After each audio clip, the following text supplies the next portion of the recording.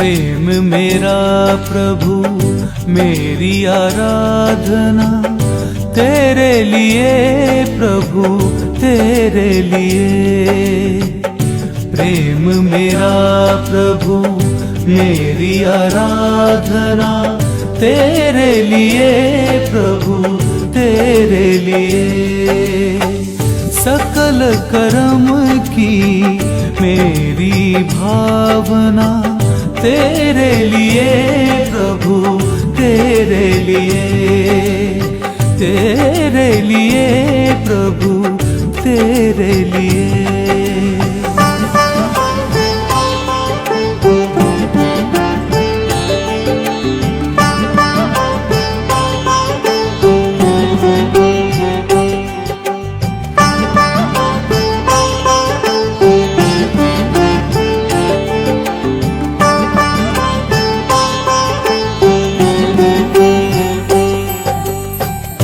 अंतर में तुम रहते जीवन ना,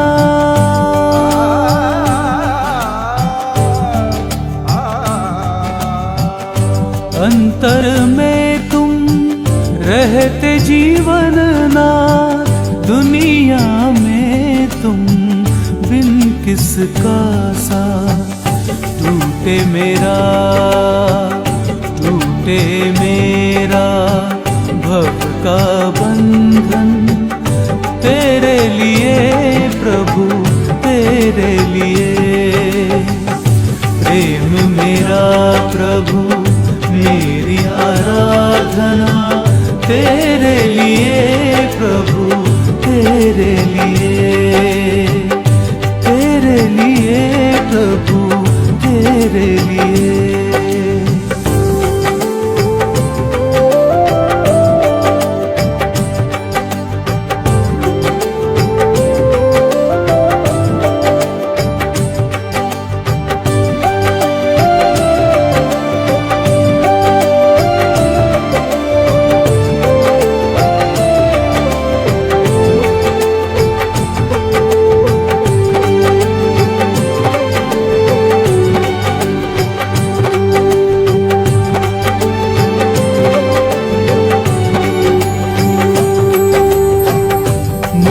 के फेर में मन कंगा,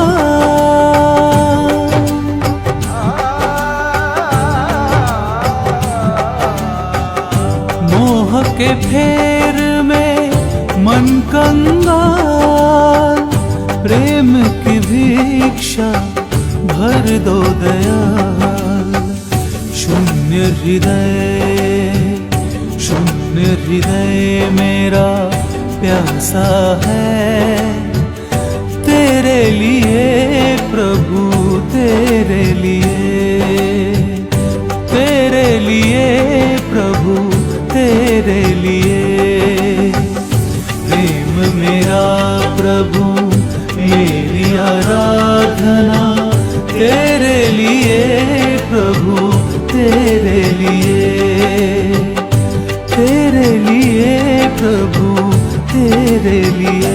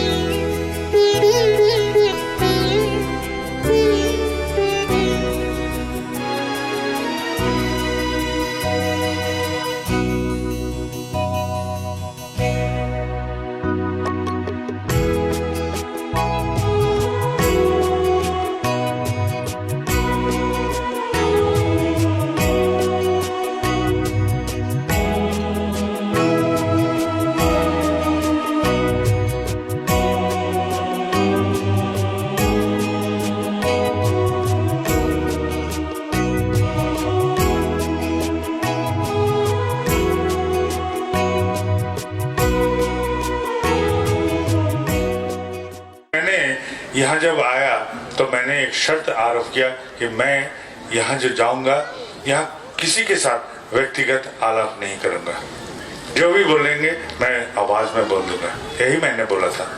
इस हिसाब से मैं यहाँ आज बोल रहा हूँ और मैं 2 ही भाषा सिर्फ जानता हूँ जिसको आप लोग सुन सकते हैं। एक तो बंगला, मेरा जन्म से जो भाषा लेके मैं जन्म लिया हूँ, और दूसरा है हिंदी। तो हमको बोला गया उड़ीसा का ज्यादातर आदमी हिंदी समझते हैं, तो भाषा है भावना की प्रकाश।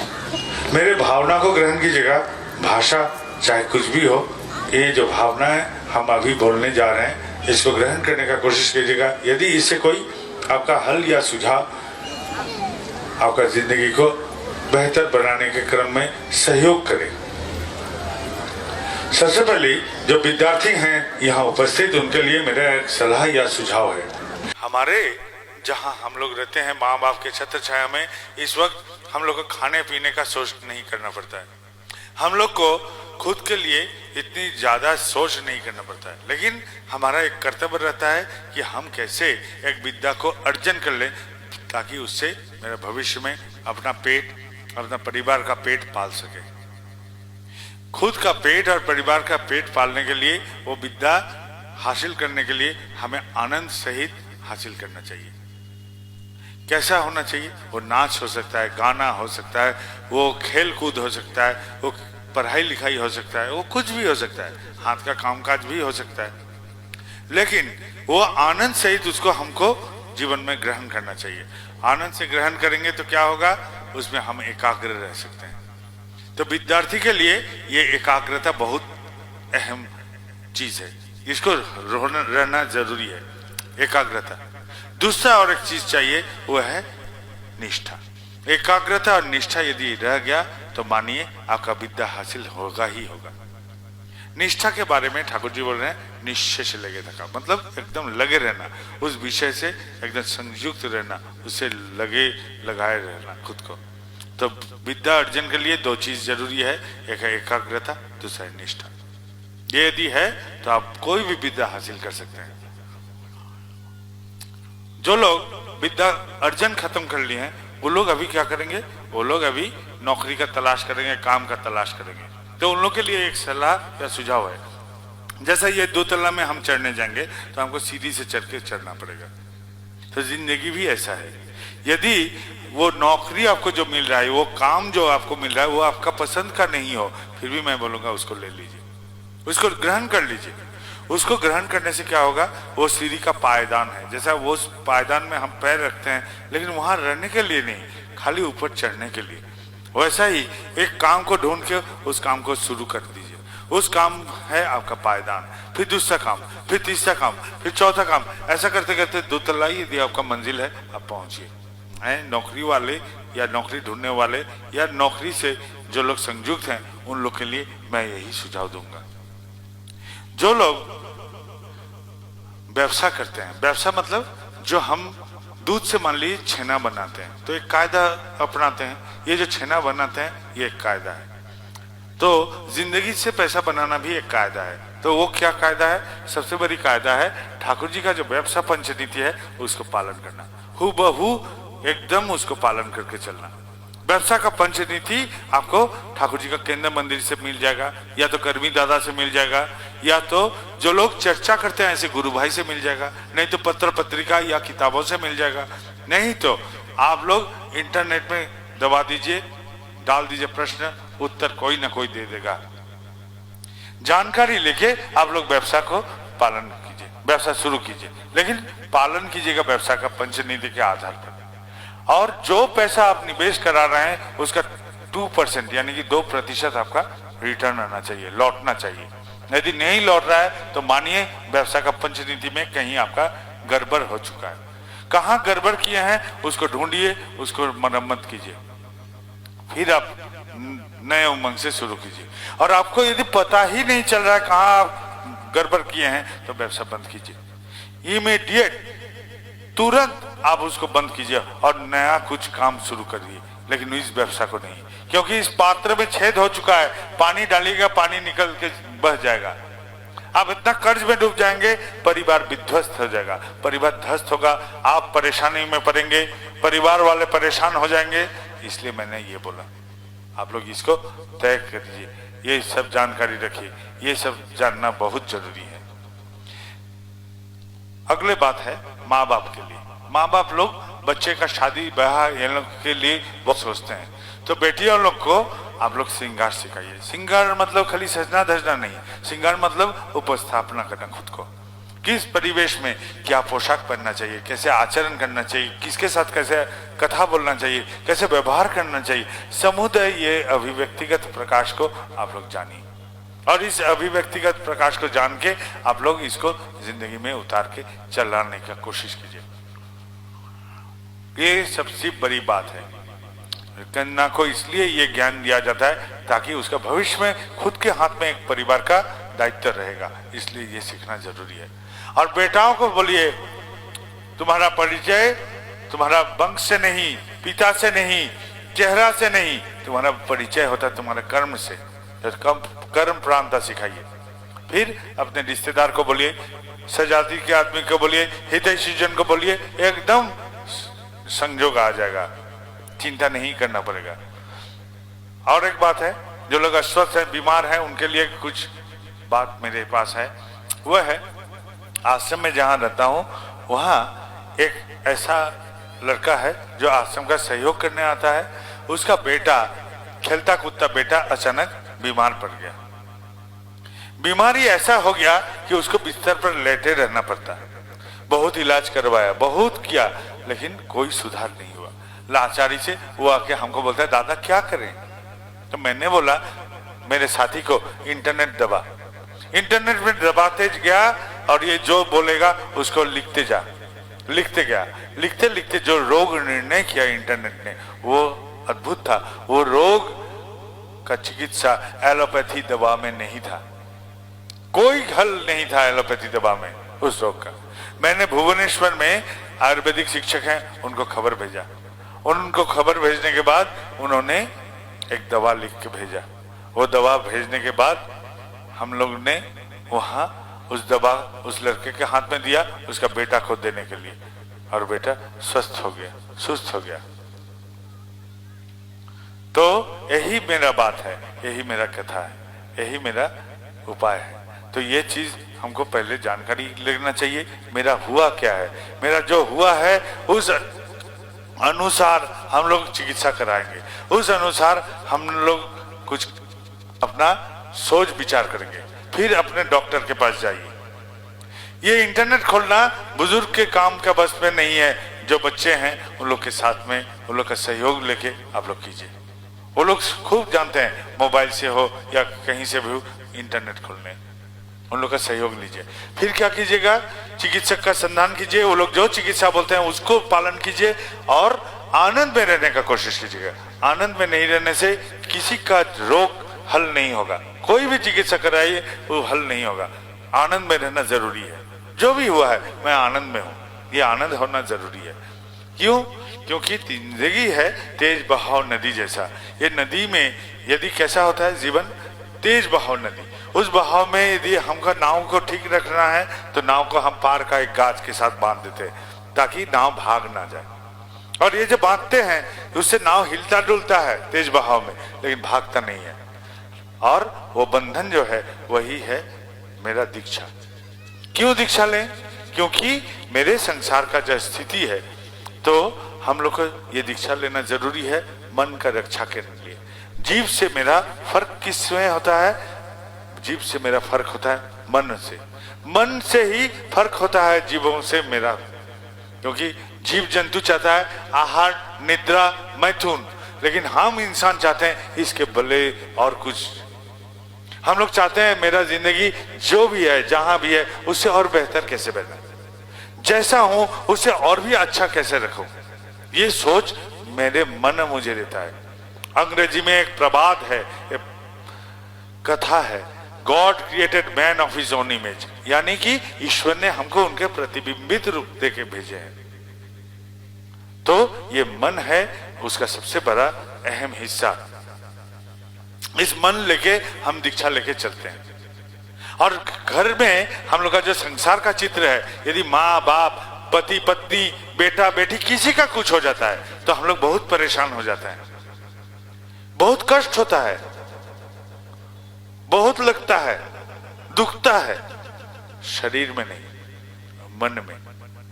पति का देहांत हो गया तो पत्नी का मन की अवस्था कैसा होगा, जो अगले निवाला वो खा सकेगा। यदि पत्नी का देहांत हो गया तो पति कैसे अगले निवाला खाएगा, इसका मन को कैसे आगे बढ़ाएगा। इस मन का रक्षा करने के लिए एक गुरु चाहिए। ये गुरुकरण इसलिए हम लोग करते हैं, खुद का रक्षा करने के लिए, बचाव करने के लिए। अब सांसारिक चित्र में हम लोग क्या करते हैं, वो गाली देता है तो हम गाली देते हैं, वो मंद आचरण करता है तो मैं मंद आचरण करता हूं, वो ढेला मारता है तो मैं पत्थर मार देता हूं। हम लोग सामाजिक स्थिति में ऐसा करके व्यवहार करते हैं। अब जब गुरु ग्रहण कर लिए हैं तब सबसे पहली बात क्या होगा, वो जो मंद आचरण करता था, ये मंद आचरण यदि मेरे ठाकुर के साथ करता तो ठाकुर इसके साथ क्या व्यवहार करते, वही मैं करने का कोशिश करूंगा। अब से इसको मंद आचरण लौटाऊंगा नहीं। वो गाली दिया, वो गाली यदि ठाकुर को देता तो ठाकुर क्या व्यवहार उनको देते, वही व्यवहार मैंने इनको दूंगा। वो पत्थर मारा था, मैं भी पत्थर मार दिया उसको, अभी पत्थर के बदले पत्थर या ढेरा नहीं मारूंगा, बल्कि ये पत्थर यदि ठाकुर जी को मारता तो ठाकुर जी जो व्यवहार इनको लौटाते वही व्यवहार मैं करूंगा। बुद्धि से ये व्यवहार मैंने करना शुरू कर दिया। ये व्यवहार जब करते रहेंगे तो क्या होगा, इस व्यवहार का करने से मेरे भीतर ठाकुरत्व जगेगा। ठाकुरत्व जगना मतलब मैं ठाकुर को क्या समझता हूं और उस समझ के साथ मैं वैसा ही करने का कोशिश करता हूं, यही है ठाकुरत्व जगना। और ठाकुरत्व नहीं जगने से कोई मेरा केंद्र नहीं, कोई मेरा ठाकुर नहीं। ये जगना जरूरी है, ये रहना जरूरी है, यही है ठाकुरत्व जगना। ठाकुरत्व किस लिए जगाते हैं हम लोग, क्योंकि अज्ञानी वही है जो मंदिर में भगवान को खोजेगा, अज्ञानी वही है जो मूर्ति में भगवान खोजेगा, जो मनुष्यों में भगवान खोजेगा, और ज्ञानी वही है जो खुद के भीतर उनको जागृत करेगा। मंथन करने से जैसे ननी का उत्थान होता है, ननी जब पाते हैं हम लोग, मक्खन मिलता है मंथन करने से, तो वैसा ही हम मंथन करेंगे खुद को। और इस मंथन से गुरु का एक एक बात, एक एक चीज चरित्रगत करने की कोशिश करते रहता हूं। ये जो चरित्रगत करते रहता हूं पहले बुद्धि से, फिर एक दिन वो संस्कार में बदल जाता है। संस्कार क्या है, बुद्धि भी क्या है, बुद्धि है जो हमको हाँ ना के समझ में लेके सही दिशा देता है, वही है बुद्धि। और संस्कार क्या है, संस्कार सीधा ढंग से बोले, हम पैखाना में जो जाते हैं सोच करके लौटते हैं, भूलते नहीं है, सोच करना भूल नहीं जाते हैं, वो संस्कार में बदल गया है। यही है, सीधा बात से बोलिए तो संस्कार यही है, जिसको सोचना नहीं पड़ता है, जो ऑटोमेटिक होगा, सतह होगा, वही है संस्कार। सीधे ढंग से बोले तो यही संस्कार है। तो संस्कारगत हो जाते हैं जब ठाकुर, चरित्रगत हो जाते हैं जब ठाकुर, तो आदमी बोलेगा ये ठाकुर का आदमी है, ये ठाकुर जी का प्रकाश होता है। इससे इसका चलन कथन सब ठाकुर जी का प्रकाश करता है, तो वही है सार्थक मेरा चलन का। और इतना में ही काफी नहीं, इतना काफी नहीं, ठाकुर जी को खाली रटने से काफी नहीं, ये काफी नहीं है। भगवान से पूछा, हे भगवान आप कहाँ रहते हो? भगवान ने बोला, न हं तिष्ठामि वैकुंठे जगिनंग हृदयनंग न च। नारद ने अबाक होगा, बोला कि हे भगवान आप वैकुंठ में नहीं रहते हैं, जोगी के हृदय में नहीं रहते हैं, तो कहाँ रहते हैं? बोला मेरा भक्त जहां मेरा गुण कीर्तन करते हैं वहीं मैं विराजता हूं नारद, वहीं मैं रहता हूं, वहीं मैं रहता हूं, इधर उधर नहीं। तो मैं वो सब्जी वाला के साथ आज सुबह बात किया ठाकुर जी के बारे में, वो ऑटो वाला के साथ बात किया ठाकुर जी के बारे में, वो रिक्शा वाला के साथ बात किया, दफ्तर में गया, दफ्तर में 2 आदमी से बात हुआ। जहां जहां हमारा काम मुझे ले जाता है, जीवन मुझे ले जाता है, वहीं वहीं मैं ठाकुर जी का प्रकाश करते गया। और जहां जहां मैंने प्रकाश किया, ए दादा, ओ दादा, जहां जहां मैंने प्रकाश किया, वहीं वहीं मैं ठाकुर जी का प्रकाश करते गया। जहां जहां मैंने प्रकाश किया, जहां जहां मैंने प्रकाश किया, वहीं वहीं मैं ठाकुर जी का प्रकाश करते गया। जहां जहां मैंने प्रकाश किया, जहां जहां मैंने प्रकाश किया, वहीं वहीं मैं ठाकुर जी का प्रकाश करते गया। और जहां जहां मैंने प्रकाश किया, आपका बात उधर से बोल सकते हैं, यहाँ फालतू बात हम नहीं कर रहे हैं, समय फालतू बर्बाद नहीं कर रहे हैं। आप उठ के बात कीजिए वहां, मैं कोई फालतू बकवास नहीं कर रहा हूं, ठाकुर जी का बात मेरा अंदर जो है वही बोल रहा हूं। सुनिए, तो ऐसा बात है कि हमारा ये जो प्रकाश हम सर्वत्र करते हैं और जब जब करते हैं, जब जब जाजन करते हैं, जब जब ठाकुर जी का प्रकाश करते हैं, गुण कीर्तन करते हैं, तब तब वो आके उपस्थित होते हैं, तब तब वो आके वो मेरे बगल में उपस्थित होते हैं, मेरे इंद्रिय में, आंख, नाक, कान, आंख, किसी से उसका भनक तक नहीं लगता है, लेकिन वो रहते हैं मेरे पास। सत्संग में स्वर्गवास, तो ठाकुर जी के संगत में रहना सत्संग है, ठाकुर जी के संगत में रहना स्वर्ग समान है।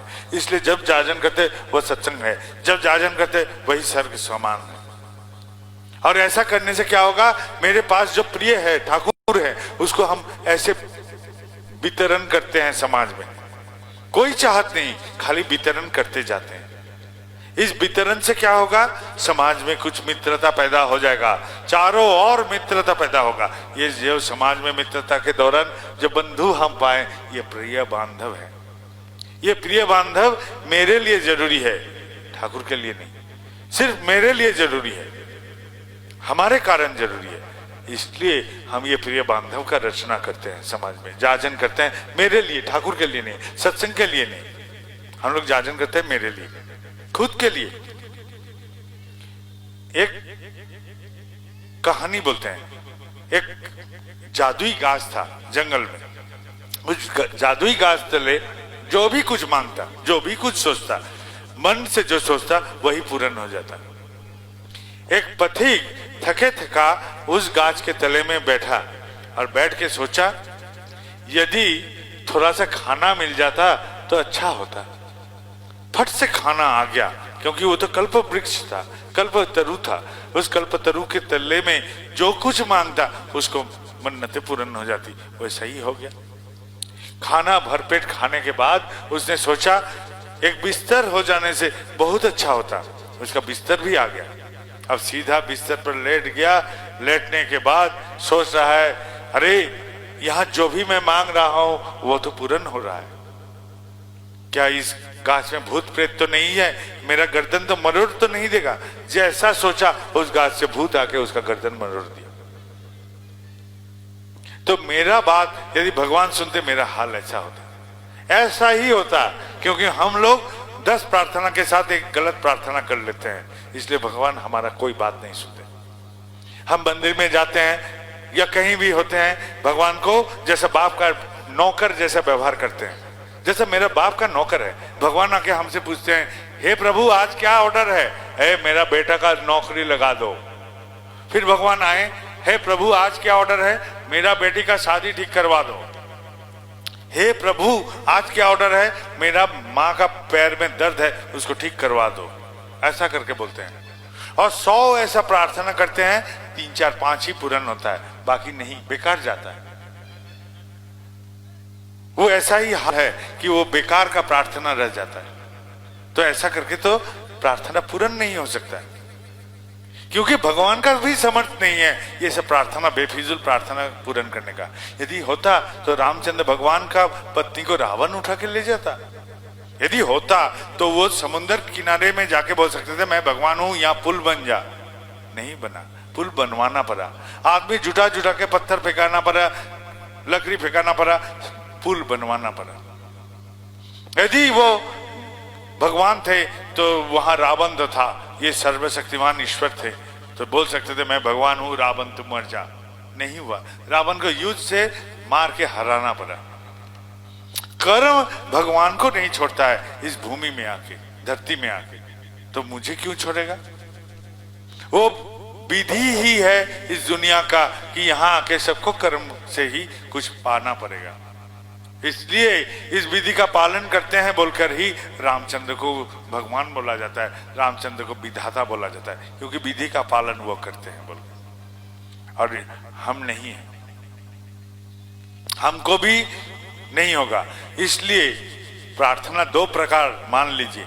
एक है सकाम प्रार्थना, यानी कि जब मैं माँ बाप पति पत्नी बेटा बेटी सबके लिए प्रार्थना करते हैं, यह है सकाम प्रार्थना।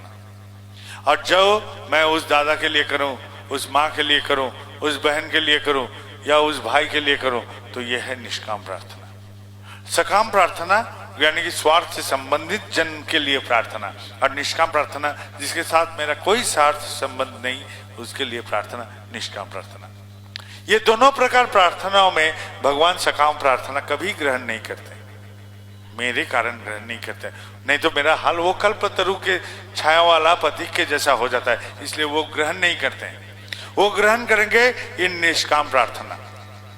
मैं काम करूंगा, फल का आशा नहीं करूंगा, हल चलाऊंगा, बीज बोतूंगा, और वो जाजन करने के बाद जो बंधु पैदा हुआ था समाज में, उन लोग से मेरा प्रार्थना होगा, वो लोग मेरे कारण प्रार्थना करेंगे, तो मेरा मन्नत पूर्ण होगा, मेरा मन का मानाएं पूर्ण होगी, और कोई चारा नहीं। ऐसा ही उपाय है कि काम करो, फल का आशा ना करो, और निष्काम प्रार्थना करने वाला जुटाओ समाज से, जो तुम्हारे लिए प्रार्थना कर सकते हैं, तो ही एकमात्र तुम्हारा इच्छा पूर्ण होगा। इसलिए मैंने बोला जाजन करना मेरे कारण जरूरी है, मेरे इच्छा पूर्ण करने के लिए ये बंधु जरूरी है समाज में, जिनके द्वारा प्रार्थना करवाने से मेरा मंगल पूर्ण हो सकता है, मेरे मन का कामनाएं पूर्ण हो सकती है। यही उपाय है। और भगवान के द्वार में उसे बेफिजूल प्रार्थना बंद कीजिए, कर्म कीजिए, फल का आशा ना कीजिए, प्रार्थना करने वाला जुटाइए समाज में, बंधु बनाइए समाज में जाजन के माध्यम से, तो होगा आपका 100 में 100 प्रार्थना पूर्ण, 100 में 100। क्या और कोई उपाय नहीं है भगवान को प्रार्थना सुनाने का? हाँ जरूर है। मेरा एक जान चिन का आदमी, उसका बेटा, जवान बेटा, नौकरी मिला कलकत्ता में, किसी आदमियों से उनका, कुछ आदमियों से उनका झगड़ा हो गया। झगड़ा होने के बाद उन्होंने सब मिलके उस लड़के को जहर दे दिया।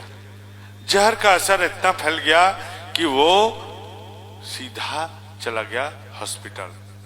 अस्पताल में कोमा में पड़ गया। वो बाप ने, लाचार बाप, सुना कि मैं कलकत्ता में उस वक्त था, ये सुन के वो पहुंच गया मेरे पास रोते हुए, दादा क्या करें, मेरा बेटा का ऐसा स्थिति है, ऐसा हाल है, हम क्या करेंगे। मैंने उसको गाली देना शुरू कर दिया, जान जिनका था ना, मैंने गाली देना शुरू कर दिया। तुम होते कौन हो ठाकुर को बोलने वाला कि बेटा का प्राण भिक्षा दो? तुम क्यों बोला कि ठाकुर को प्राण भिक्षा देने के लिए क्यों बोला? मैंने ऐसा करके डांटना शुरू कर दिया। क्यों बोला? मेरा एक मानना है कि एक बच्चा जब रात को रोता है तो दो ही कारण से रोता है, या तो कपड़ा गीला हो गया, नहीं तो भूख लगा है। और वही रोने का आवाज से माँ कभी कपड़ा गीला, कपड़ा बदल देती है, कभी उसको दूध पिला देती है। बच्चा लेकिन मुंह से नहीं बोलता है, बच्चा खाली एक ही आवाज करता है, वै वै वै वै, एक ही आवाज करता है, एक ही रट लगाता है। ये आवाज से माँ को पता चल जाता है, हाँ कुछ हुआ है, कुछ गड़बड़ हुआ है मेरे बच्चे का, नन्हे का। तो क्या करती है माँ? वही सहयोग कर देता है बच्चा का पूर्ण हो जाता है। यदि माँ मनुष्य होके समझ सकती है बच्चे का, एक बेजुबान बच्चा का मुंह का बात का या आवाज सुन के वो समझ जाती है तरफ किसके कारण है, भूख का या गीले कपड़े का। तो माँ यदि कर सकती है तो क्यों भगवान नहीं कर सकेंगे मेरे लिए? मुझे बोलना पड़ेगा। ठाकुर क्या ना समझ है? तुमसे ज्यादा समझ है ठाकुर का, क्या करना है क्या नहीं। तुम प्रार्थना क्यों किया ऐसा करके? फिर पूछे रोते हुए उस आदमी से, डॉक्टर क्या बोला? बोला कोई आशा नहीं।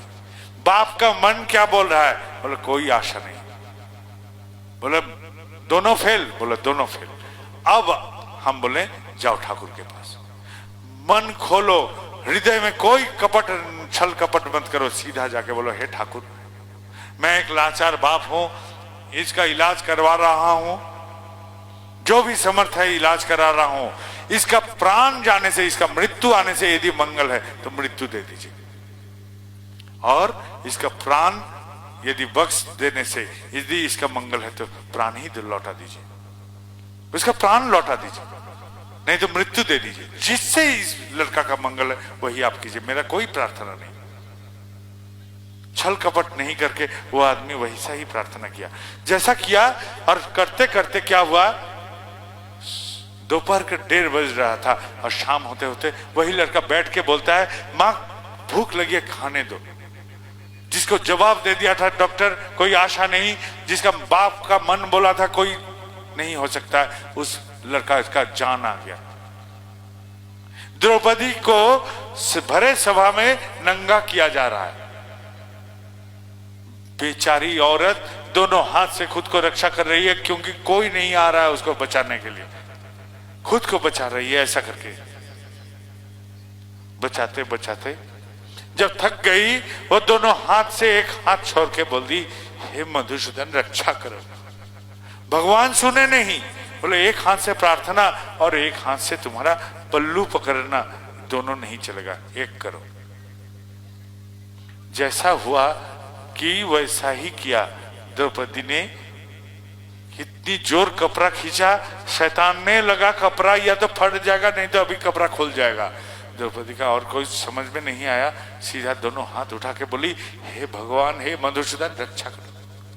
ये जो संपूर्ण समर्पण कर दी उसने, कपड़ा अनंत आना शुरू कर दिया।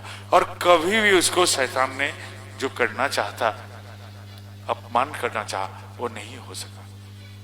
तो ये संपूर्ण समर्पण एक उपाय है जहां मेरा कोई सोच विचार नहीं, सब आपका इच्छा, सब आपका मर्जी, मेरा कोई सोच नहीं। और दूसरा उपाय, मैं सोचता हूं, कर्म करता हूं और प्रार्थना करने वाला जुटाता हूं। यही दो उपाय है भगवान तक प्रार्थना सुनाने का।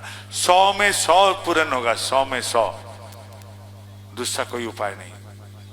कोई पाखंडी को पकड़ लीजिए जिंदगी में, वो बोल देगा कि हाँ तथास्तु तथास्तु करके तुम्हारा कुछ पूर्ण कर देंगे। अरे रामचंद्र स्वयं भगवान थे, उनका कोई उपाय नहीं रहा, कर्म करके हासिल करना पड़ा, तो वो पाखंडी ही होगा जो मेरा जो कर्म क्षमता है उसको भूल भुलैया में फेंक के हमको उस तथास्तु के चंगुल में फंसाएगा। ऐसा नहीं होता है ना। हम छूने से कुछ मंगल होगा, कुछ नहीं हो सकता है, क्योंकि मैं एक साधारण सा प्राण हूं। आप यहाँ उच्च मंच दिए हैं हमको देखने की सुविधा, वो जमीन में खड़ा कर दीजिए, यही बात निकलेगा, यही निकलेगा, इसके अलावा कुछ नहीं। मैं यदि कुछ मेरे हाथ में जादू रहता, छू देते थे, तो बच्चे लोग को क्यों डॉक्टर दिखाना पड़ता है मेरे बच्चे को? तो ऐसा नहीं होता है। मैं छू देने से कुछ मंगल हो जाएगा, कलम खरी छुड़वा देने से नहीं होता है। यदि ऐसा होता तो मैं यदि कलम पकड़ लेता तो बच्चे लोग को क्यों पढ़ना पड़ता? वो लोग को तो पढ़ाई करना पड़ता है मेरे बच्चे को। ठाकुर जी बोल रहे हैं, आजगुबी दे आस्था शुद्ध जहान्नमई ताहार स्थान। जो इस सब आजगुबी बातों पर विश्वास करता है उसका स्थान जहन्नुम में होता है, नरक में होता है। ऐसा नहीं होता। मुझे ऐसा गुरु चाहिए जो कचरे में पड़ने से उठने का कायदा सिखा दे।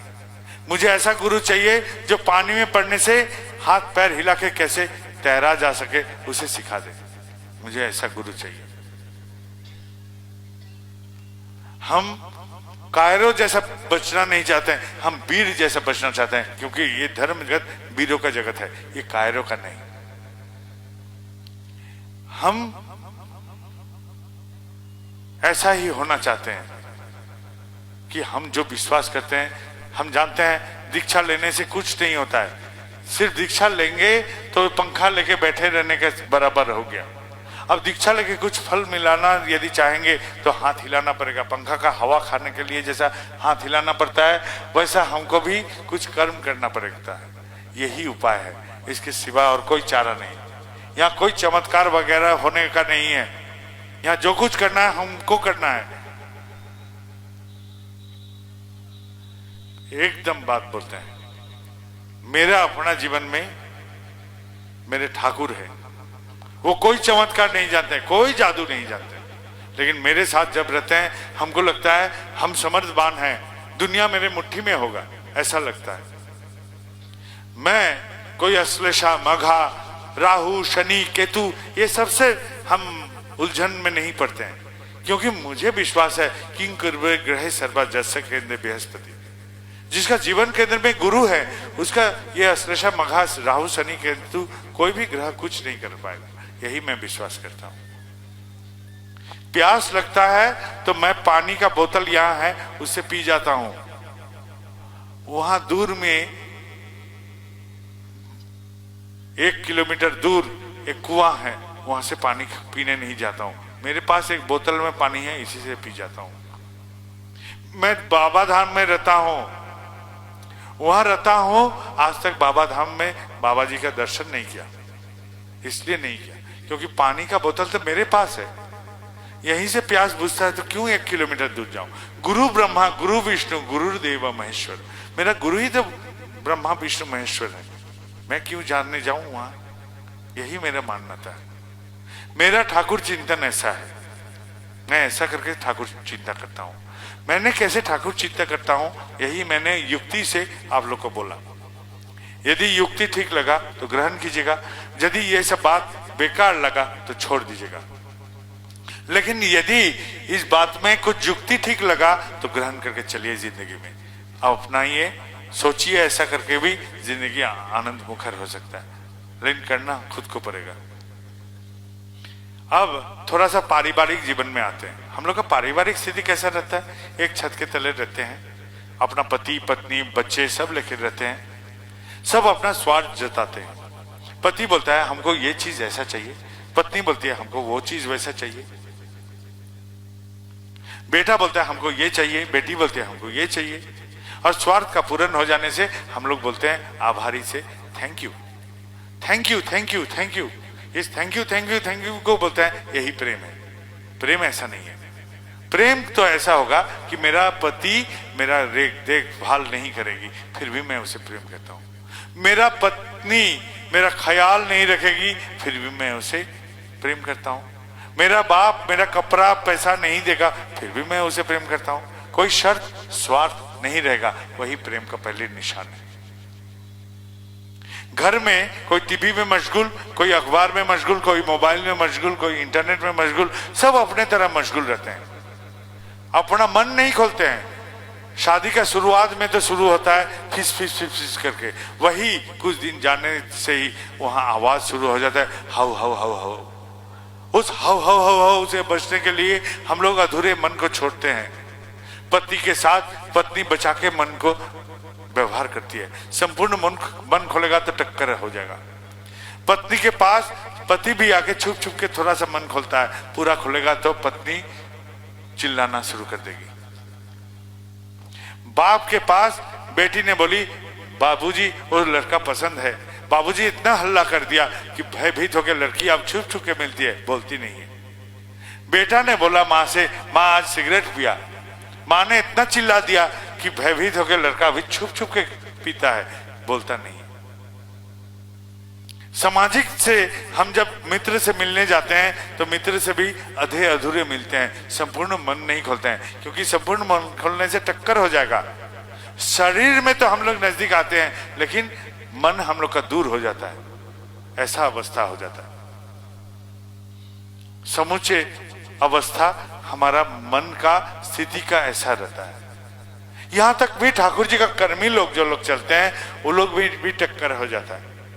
यदि मेरा और एक कर्मी का टक्कर हो गया, समझिए कि मेरे पास भी ठाकुर नहीं, उनके पास भी ठाकुर नहीं। काहे? क्योंकि एक ढाल में, दो ढाल में यदि गाड़ी छोड़ दीजिएगा तो गाड़ी आके खुद ब खुद टक्कर जाएगा। लेकिन जो ढाल में गाड़ी छोड़िएगा, एक में भी ड्राइवर रहेगा तो ये गाड़ी को वो ब्रेक लगा के गियर में फंसा देगा, ये नहीं दौड़ेगा, ये आके खुद आएगा, लेकिन टक्कर देने वाला किसी को नहीं मिलेगा। तो दोनों कर्मी में टक्कर तभी नहीं लग सकता यदि एक के पास भी ठाकुर है।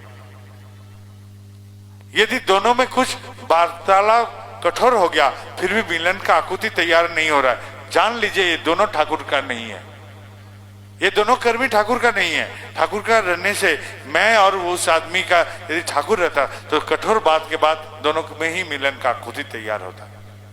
मिलन का आकुति तैयार नहीं हो रहा है, इसका मतलब हमारे भीतर भी ठाकुर नहीं है, उसके भीतर भी ठाकुर नहीं है। ये परिचय हमने आप लोग को दिया, मेरे परिचय कि हमको जानने के लिए आप लोग ऐसा करके सोचिएगा। अब ऐसा पारिवारिक स्थिति में बेटा को हम लोग क्या सीख देते हैं? बेटा सच बात बोलना चाहिए। जब पैसा मांगने को आ जाता है तो हम बोल देते हैं जा बेटा बोल दे, बाप घर में नहीं है।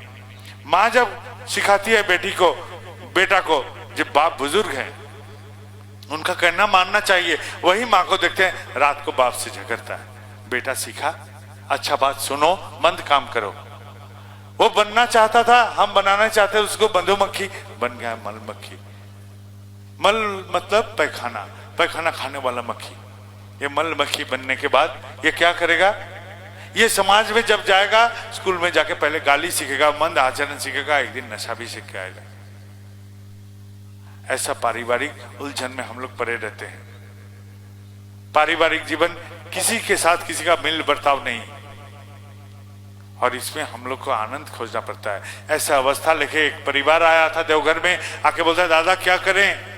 मैंने बोला कि एक काम कीजिए, रात का भोजन एक साथ कीजिए, सब कोई एक साथ, जब तक ना हाथ सूख जाता है तब तक आप लोग एक साथ बैठे के भोजन कीजिए, बात करिए, समूचा मन का बात खोल के कीजिए, खोलिए मन खुला, और सुबह में प्रार्थना एक साथ कीजिए। खाली खाएं और उठे ऐसा नहीं, बैठ के समूचा बात कीजिए दिन भर का सबका। 1-1.5 महीना के बाद वही परिवार आके बोलते दादा बहुत आनंद में है, बहुत खुश में है अभी। तो मैं बोलूं आप लोग भी अपना परिवार में इसको अपना के देख सकते हैं। परिवार वाले एक साथ भोजन कर सकते हैं, एक साथ दिन भर का जितनी बातें हैं समूचा खोलिए, जो भी होगा, क्योंकि अब तो ठाकुर ग्रहण कर लिए हैं। अब तो मेरा मन थोड़ा बड़ा हो चुका है, हम तो ग्रहण करने का क्षमता हो चुका है, अभी टक्कर नहीं आएगा। कोशिश तो कीजिए, कोशिश से कामयाबी दिलाता है, तो करके तो देखिए। सुबह का प्रार्थना एक साथ कीजिए, समूचा एक साथ, मन खोलिए सबका। क्या होगा? वो माँ का हाथ जो जल गया था खाना पकाने के समय, कोई पूछा नहीं था, आज लड़की आके बेटी आके वहां मलहम लगा देगी। जिस बाप ने कमर पर हाथ रख के घर में घुसा था, बच्चे आके उसका मालिश कर दिया। उस बच्चे को, बेटा को बाप ने बोला देख बेटा नशा करना छोड़ दे। वो नशा का आदत लग गया तो बाद में तू पछताएगा, क्योंकि तेरे ऊपर एक परिवार निर्भर करेगा, तेरा अपना परिवार निर्भर करेगा। तू संभाल खुद को। और हमको देख के यदि भ्रमित हुआ है, भ्रम छोड़ दे, ठाकुर जी को देख के चल। ये है हमारे घर के मालिक, इनके माफिक बन, होना है तो इनके जैसा बन। मैं उनका प्रतिनिधित्व कर रहा हूं इस संसार में, वही है मेरे घर के मालिक, वही है मूल। ये सीख दीजिए, तो हो सकता है वो मलखोर मक्खी जो बन गया था मेरा बेटा, वो फिर से मधुमक्खी बनने का कोशिश करेगा। माँ ने आज बेटी को पहली बार बोला देख बेटी, 20 रात को तू कपड़े गीला करती थी, भूख के तरफ से रो पड़ती थी, मुझे लगता था उस 20 रात को थके शरीर में कि हम फट जाएंगे, मर जाएंगे, बेहोश पड़ जाएंगे। शरीर साथ नहीं देता, फिर भी तेरे प्रेम से मैं ऐसा ही करता, तेरा उस चीज को हम पूर्ण करता जो तुझे असुविधा देता था।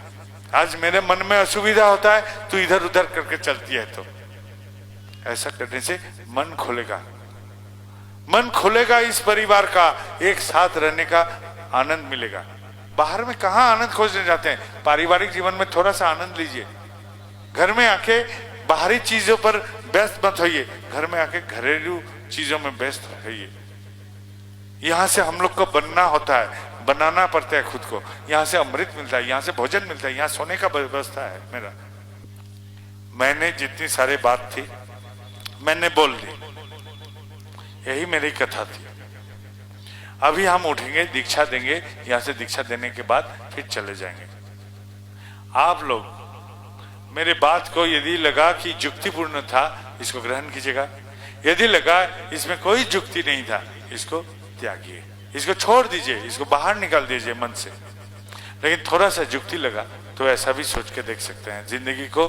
मैं बहुत आनंद में रहता हूँ, मेरे ठाकुर के साथ बहुत आनंद में रहता हूँ। आप लोग भी देख के देखिए, हो सकता है आप लोग को भी आनंद मिले। आप लोग के सबके लिए मंगल प्रार्थना करता हूँ, जो लोग बैठे हैं, जो लोग उधर हैं, जो लोग नहीं आ पाए, जो लोग आ पाए, सबके लिए जय गुरु। यदि किसी को प्रणामी देना है, यहाँ यदि व्यवस्था है तो प्रणामी दे दीजिएगा, हल्ला करने का जरूरी नहीं। इस प्रणामी जो लोग व्यवस्था किए हैं यहाँ के, इस प्रणामियों को आप लोग ठाकुर जी का काम में व्यवहार कीजिएगा। यदि किसी ने मेरे लिए कुछ भी सामान लाए हैं तो वो अपने अड़ोस पड़ोस में बांट के उसका आनंद ले लीजिए, 5 आदमी से उसका आनंद लीजिए। अभी हम चलते हैं, आप सबके साथ ये समय हमने बिताया, बहुत अच्छा लगा। जय गुरु।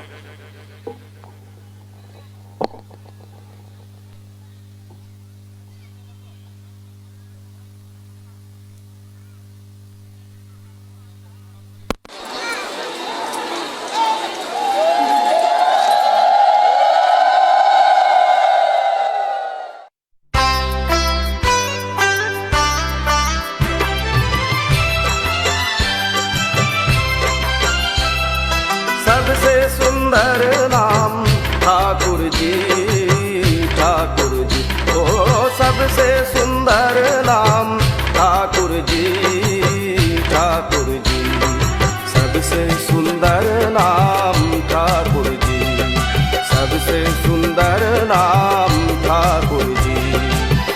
महिमा मंडित ज्योति विभासित, महिमा मंडित ज्योति विभासित, मंगल आदि नाम,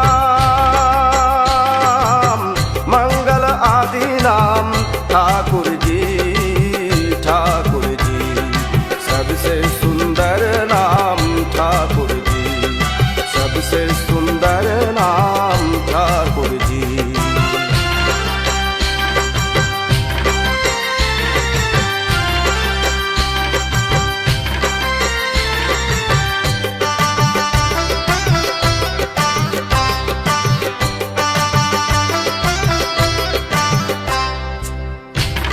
स्वरूप त्रिभुवन भूप, अमलयोज्वल चिर अपरूप, प्रेम स्वरूप त्रिभुवन भूप, अमल उज्ज्वल चिर अपरूप, जीवन कारण मन चित भावन, जीवन कारण मन चित भावन, ज्ञान गर्भित नाम, ज्ञान गर्भित नाम ठाकुर जी, ठाकुर जी, सबसे सुंदर नाम ठाकुर जी, ओ सबसे सुंदर नाम ठाकुर जी, ठाकुर जी, सबसे सुंदर नाम ठाकुर जी, सबसे सुंदर नाम ठाकुर जी।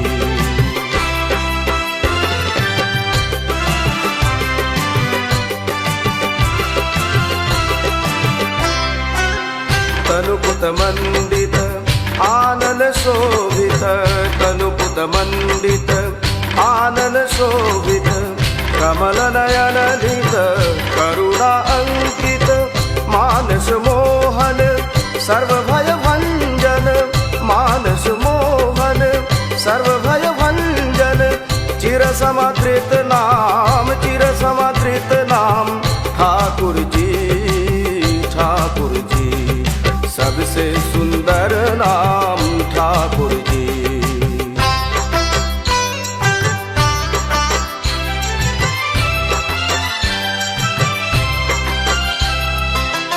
आनंद अनुपम आश्रय परम, असीम अनंत गुरु पुरुषोत्तम, आनंद अनुपम आश्रय परम, असीम अनंत गुरु पुरुषोत्तम, अलख निरंजन साधन कारण, अलख निरंजन साधन कारण, नित सुमिरन नाम, नित सुमिरन नाम ठाकुर जी, ठाकुर जी, सबसे सुंदर नाम ठाकुर जी, ओ सबसे सुंदर नाम ठाकुर जी, ठाकुर जी, सबसे सुंदर नाम ठाकुर जी, सबसे सुंदर नाम ठाकुर जी, सबसे